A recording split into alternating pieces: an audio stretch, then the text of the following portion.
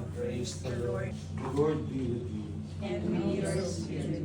Let us now pray that you nurture your love for far and wide the goodness of Christ. Lord said to the 72, for the laborer before you will be the one to sanctify your house. Serious in our land. The temptation. And ask for your Hail Mary, full of grace. The Lord is with you. Blessed are you among women. Your womb, Jesus.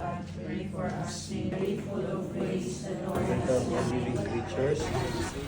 Come, Holy God. The Son, the Holy Spirit. Amen.